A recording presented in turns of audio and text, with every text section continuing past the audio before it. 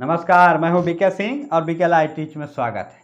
दोस्तों, आप में से जिन लोगों का भी आवेदन रिजेक्ट हुआ था, कुछ ना कुछ कमियां बता करके उसको फिर से रीअप्लाई करने का ऑप्शन आ गया है। पोर्टल आ चुका है। इस बात की जानकारी आपको सोशल मीडिया के माध्यम से पता चल गया होगा, लेकिन आप सोच रहे होंगे कि आखिर मैं क्यों नहीं बताया हूं। तो चूँकि आपको सबसे पहले ही इस बात से माफ़ी मांगना चाहता हूं कि कुछ समय अभाव होने के कारण मैं आप सभी को इस बात की जानकारी सुबह नहीं दे पाया। हालांकि ये वीडियो इस वक्त रात में 3 तारीख को ही शूट हो रहा है, लेकिन इस वक्त तो ये पब्लिक हो नहीं सकता है। सुबह ही इसको पब्लिश करेंगे, क्योंकि इसमें भी थोड़ी बहुत एडिटिंग का प्रॉब्लम आ सकता है। हालांकि मैं इस वक्त बिल्कुल आपके सामने लाइव हूँ, ज़्यादा कुछ समस्या नहीं आने वाली है, लेकिन फिर भी ये सुबह ही पब्लिश होने वाला है, तो थोड़ी सी देरी हुई है। इसके लिए आप सभी से माफ़ी चाहता हूँ। लेकिन जो कुछ इस वीडियो में मैं आपको जानकारी देने वाला हूं वो बिल्कुल क्लियर हो जाएगा कि हाँ, आखिर आप इस पर रीअप्लाई कैसे करेंगे, किन लोगों को रीअप्लाई करना है, क्योंकि इसमें कुछ समय सीमा दी गई है। उन्हीं लोगों को सिर्फ रीअप्लाई करना है। और इस वक्त अगर आप इस समय सीमा के अंदर होंगे भी, अगर आप पात्र होंगे भी रीअप्लाई करने का, तो आपको इस वक्त रीअप्लाई करना चाहिए कि नहीं करना चाहिए, वो भी मैं आपको बताने वाला हूँ, क्योंकि बहुत ज़रूरी है। मेरा सजेशन आप बिल्कुल सुनिएगा एक बार फिर वीडियो का अंत तक रहकर, क्योंकि सब कुछ आपको बिल्कुल स्पष्ट कहने वाला हूं कि आखिर करना चाहिए कि नहीं करना चाहिए इस वक्त पोर्टल पर रीअप्लाई। क्योंकि पिछले समय में बहुत सारी परेशानियां हम लोग झेल चुके हैं, तो अब फूंक फूंक कर बिल्कुल कदम रखना है, ताकि आगे हमसे कोई दोबारा गलतियां ना हो।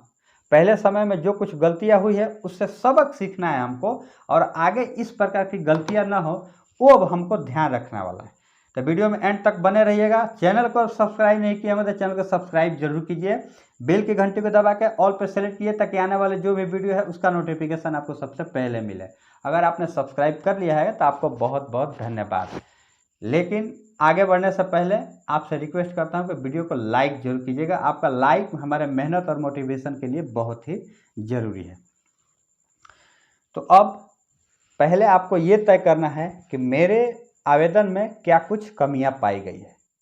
पहले ही आपको इस बात की जानकारी दे देना चाहता हूं, और मैं पहले से कहते आया हूं इस बात का कि आपके स्तर से, यानी जो जमाकर्ता बंधु के स्तर से आवेदन में जो कुछ कमियां पाई गई है वो सुधार किया जा सकता है, वही सिर्फ आपको यहाँ पे अप्लाई करना है। ध्यान दीजिएगा, आपके स्तर से।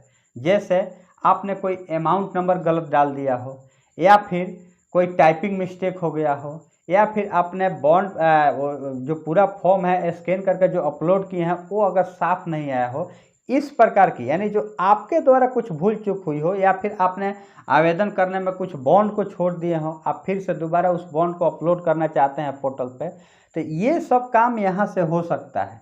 लेकिन जो कुछ, जैसे कि आपके आधार डेटाबेस में नहीं है, सहारा के द्वारा जो उपलब्ध कराया गया है डेटा, वो आपके आधार से मैच नहीं खा रहा है, आप सोसाइटी के सदस्य नहीं हैं, तो इस प्रकार से कमियां सहारा कार्यालय के माध्यम से ही दूर किया जा सकता है।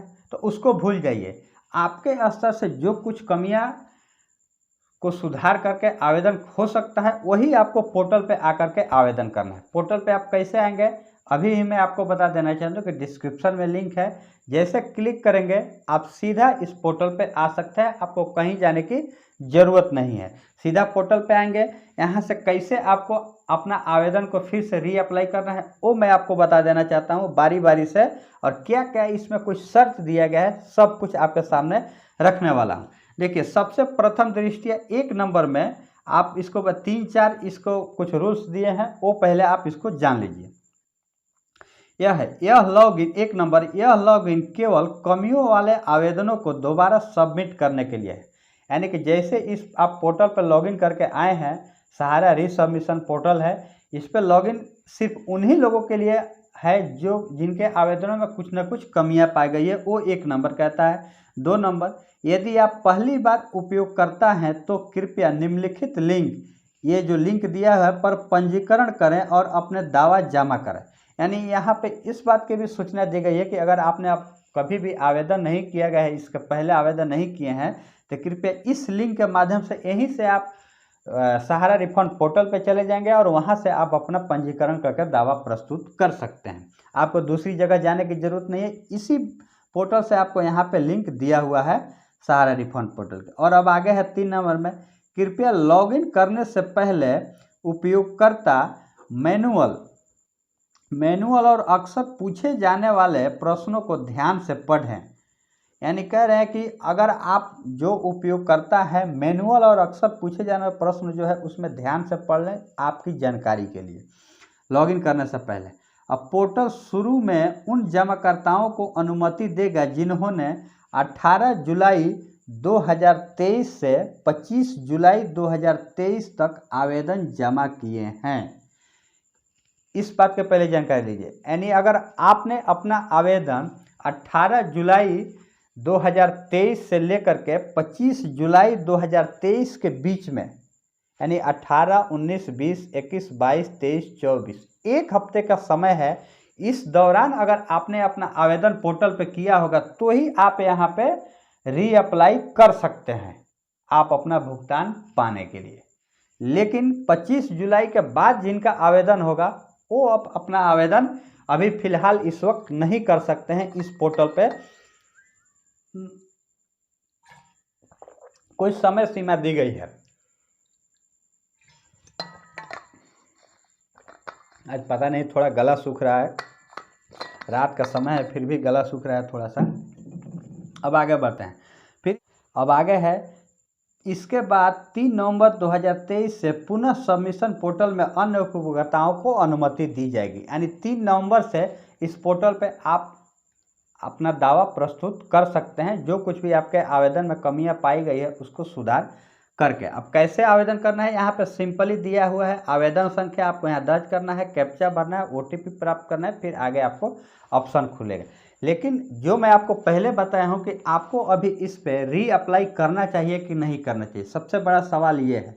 देखिए, सबसे पहले मैं आपसे इस बात का रिक्वेस्ट करना चाहता हूँ कि जो आपने पहले गलतियाँ की है पिछले समय में, वो अब आपको यहाँ पे गलतियाँ नहीं करनी है।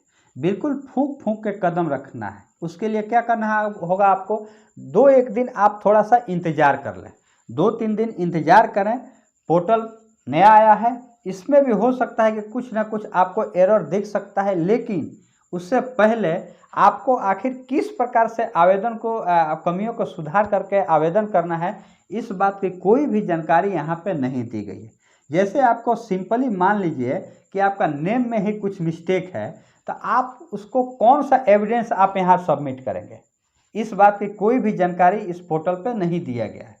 अगर फिर भी मैं आपको अगर सजेस्ट कर देना चाहता हूँ कि आप कहीं तहसील से जा करके आप कोई एफिडेविट करा के यहाँ पे अपलोड कर लें, तो हो सकता है जैसे कि पहले जब पोर्टल पे आवेदन करना था तो CRCS की तरफ से कोई भी गाइडलाइन नहीं आया था कि आपको कैसे कैसे अप्लाई करना है, और बाद में कितनी सारी कमियों को बता दिया गया, ITR बैंक स्टेटमेंट मांगा गया, और इस प्रकार की कोई भी जानकारी पहले नहीं दिया गया था। तो बहुत सारे जमाकर्ता बंधु से गलती भी हुआ है। हम लोगों के माध्यम से जो कुछ भी आप सभी को जानकारियाँ दी गई है, अपने अपने विवेक के अनुसार जो कुछ भी समझ में आया, उचित लगा, आप सभी को बताया गया है। लेकिन कोई भी अगर गाइडलाइन नहीं है तो कैसे आप फिर इस पर रीसबमिट करेंगे। इसके लिए मैं कहता हूं कि आप 2-3 दिन इंतजार करें, थोड़ा धैर्य रखें। अगर कुछ जानकारियां दी जाती है कि जैसे अलग अलग तरीके से जो सोसाइटी के सहारा के स्तर से सुधार किया जाने वाला है उसको अलग छांट दीजिए। मैं CRCS से इस बात का अपील करना चाहता हूं कि जो सहारा कार्यालय के माध्यम से दूर किया जाने वाला है डिफिशियंसी, उसको अलग छांट दीजिए। जो जमाकर्ता बंधु के, जो हमारे सम्मानित जमाकर्ता बंधु हैं, उनके स्तर से उनके डिफिशियंसी को सुधार करके रीसबमिट करने का होता है, वो चीज़ को अलग कर दीजिए। और दोनों का आप गाइडलाइन एक दीजिए, सहारा के लिए अलग और हमारे जो सम्मानित जमाकर्ता बंधु है उनके लिए अलग, ताकि फिर से दोबारा कोई डिफिशियंसी का मैसेज ना आ जाए। क्योंकि जैसे डिफिशियंसी का मैसेज आएगा सभी लोग बिल्कुल अचंभित हो गए थे कि आखिर ये अब कौन सी समस्या आ गए, सब कुछ तो हमने सही सही डाला था। और ऐसे लाखों लाख लोगों का डिफिशियंसी का मैसेज आया, अगर यहाँ तक कहे कि करोड़ों लोगों का, तो अब वो गलतियाँ हमें नहीं करनी है। हमें बिल्कुल सब कुछ सही तरीके से करना है, फूंक फूंक के कदम रखना है। बेशक 2-4 दिन लेट हो, थोड़ा इंतजार करें। जो कुछ भी आपके स्तर से कमियां दूर होने वाली है उसके लिए क्या रूल और रेगुलेशन होंगे, क्या नोटिफिकेशन आता है, क्या गाइडलाइन आता है, उसके लिए थोड़ा आपको इंतजार करना होगा। हम अपने स्तर से सजेस्ट दे सकते हैं, लेकिन आगे वो मान्य होगा कि नहीं होगा, पोर्टल लेगा कि नहीं लेगा, इस बात पे संशय है, क्योंकि पहले हमने काफ़ी सारी यह गलती की है। तो इस वक्त थोड़ा हमें धीरज रखना होगा, मेरा सजेशन ये है।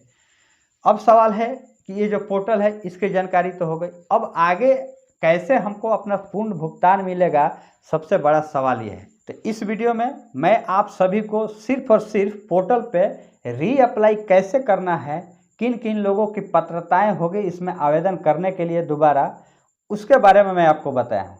लेकिन कुल मिलाकर के जो परिदृश्य इस वक्त हमारे सामने है, 18 जुलाई के पहले जब 29 मार्च को सुप्रीम कोर्ट का फैसला आया, उसके बाद 18 जुलाई को माननीय गृह मंत्री अमित शाह जी के द्वारा पोर्टल लॉन्च किया गया। पोर्टल लॉन्च करने के बाद से जो कुछ भी परेशानियां हम सभी जमाकर्ता बंधु के सामने आया है, जिससे हम आज तक जूझते आए हैं, अब उन सब को देख करके दोबारा हमको रीअप्लाई करना है कि नहीं करना है। बेशक वो हमारे यानी कि हम सभी जमाकर्ता बंधु के स्तर से ही सुधार करके आवेदन करना हो सकता है, उसको भी हमें करना है कि नहीं करना है, वो उस पर हम चर्चा अब अगले वीडियो में करेंगे, क्योंकि हमको अपना संपूर्ण भुगतान चाहिए।